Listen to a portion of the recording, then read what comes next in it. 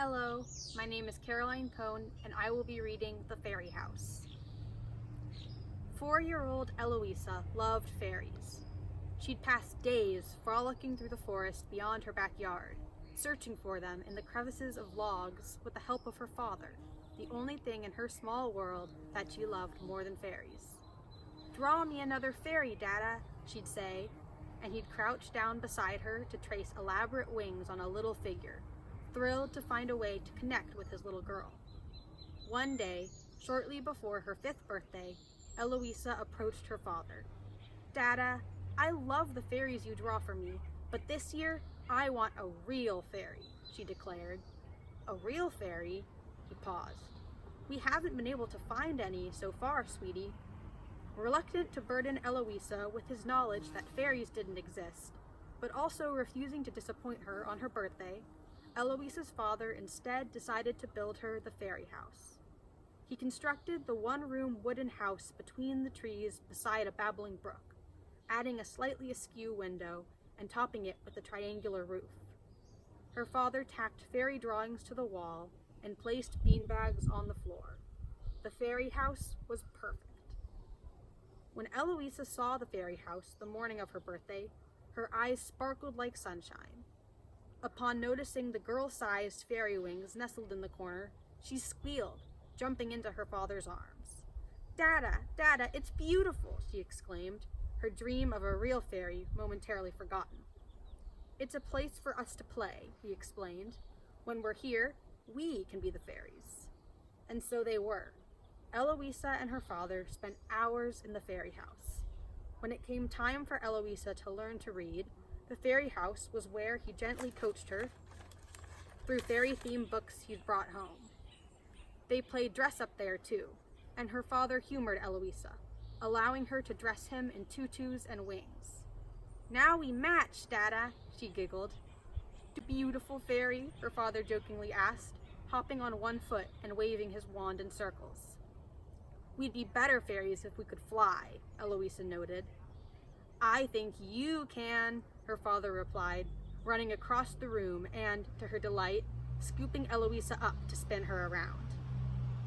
Despite having her own fairy house, Eloisa didn't give up her dream of finding a fairy. On the weekends, she recruited her father to join her by the brook outside the fairy house to concoct fairy food to attract fairies. They combined wild flowers and leaves with the water from the brook, placing the mixture in a little bowl on a tree stump. Eloisa invented and tested recipe after recipe to no avail. "Maybe the fairies don't live nearby," her father suggested. "No, they do. They'll come someday, I know it," Eloisa insisted, staring at the full bowl with stubborn determination gleaming in her eyes. The sun rose and fell many times over the fairy house. One day, when Eloisa was in 2nd grade, her father returned from work to find her curled up in the fairy house, teary-eyed. "What's wrong, sweetie?" he asked, crossing the room to wrap his arms around her. "At school today, Amara told me that... Eloisa blubbered, unable to finish. "Sweetie, tell me," her father encouraged gently. "She told me fairies aren't real," Eloisa blurted, bursting into racking sobs. "Oh, Eloisa," her father pulled Eloisa into his lap. "Other kids shouldn't determine what you believe, sweetie." "She's right, though," Eloisa sniffled, peering up at her father's face. "That's why they haven't come to eat my fairy food. They don't exist, do they, Dada?" Her father sighed, unwilling to lie. "I've never seen a fairy myself, Eloisa, but that doesn't mean you can't still believe in them." Her father watched then, as Eloisa, blinking back tears, took a deep breath and gathered all her courage into a resolute expression. "No," she said, and her father felt his heart break. "I'm a big 2nd grader now, Dada. Fairies aren't real anymore, at least not for me."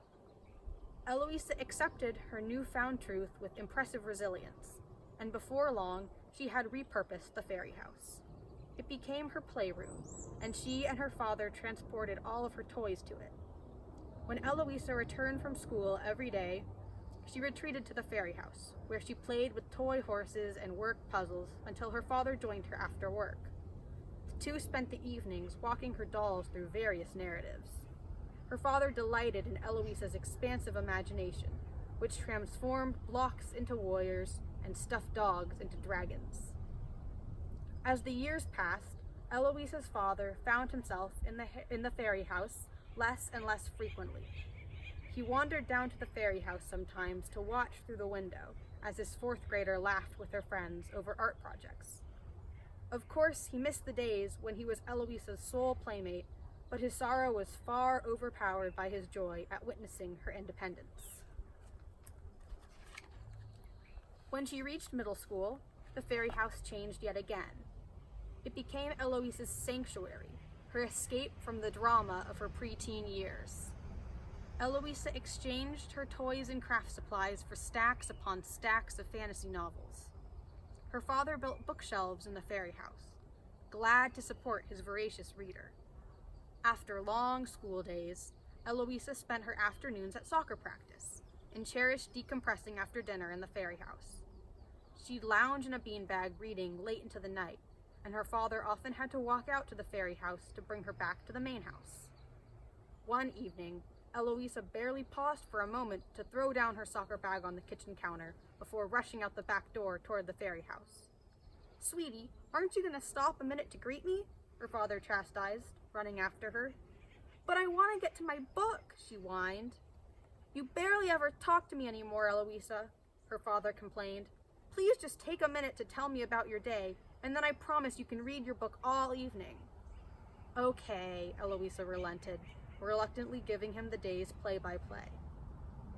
Eloisa's father lamented the fact that she was so occupied with other things that he rarely saw her these days, but he accepted that changes in their relationship were part of Eloisa growing up. Acknowledgement of this truth didn't prevent him from wishing to bridge some of the distance that had developed between them, however, so he felt justified in requesting some of her time. At the end of the summer before her freshman year, Eloisa and her father grudgingly reshelved the piles of books strewn about the fairy house. They carried in a long desk and equipped it with mountains of school supplies. On her first day of high school, Eloisa's father felt as if Eloisa entered the fairy house and didn't emerge for 4 straight years. He felt immensely proud to be the father of such a studious girl, but it pained him to see her so glued to textbooks. Many nights, he'd wearily enter the fairy house at ungodly hours to find her face down on an open textbook, fast asleep. "Eloisa," he gently shook her. "Eloisa, sweetie, wake up." She stirred, slapping at his hands. "Eloisa, you've fallen asleep on your textbook again." She sat up, rubbing her eyes. "Oh no," Eloisa groaned. "I didn't finish studying." "That's all right, Eloisa. It's time for bed now." "No, I haven't finished. Just a few more minutes. Please, Dad," she pleaded.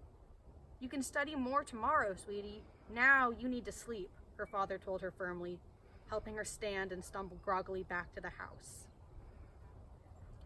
Today, Eloisa's father stood again in the entryway of the fairy house. The walls were devoid of pictures. The desk was no longer there. Everything that had made the fairy house Eloisa's was locked up in the trunk of the car, soon to decorate a dorm room. Eloisa herself, her father knew, sat eagerly in the passenger seat, ready to drive to the airport, but he couldn't bring himself to join her in the car. He stared into their empty fairy house, but to him, it wasn't empty at all. It was filled with 1,000 memories, dancing like tiny fairies before his eyes. "Dad, you ready?" she asked. He turned around, and there was his Eloisa, all grown up. The tears spilled from his eyes and down his cheeks. "Oh, Dad," she laughed, but her eyes welled too. She threw her arms around him. "I'll miss you, sweetie," he cried into her shoulder. "I know you will. I'll miss you too," she whispered. They stood there in the doorway for a moment, soaking in the fairy house and the years it represented. "It's time to go, Dad," Eloisa reminded him, wiping tears from her eyes. Reluctantly, they turned away together, closing the door of the fairy house one last time.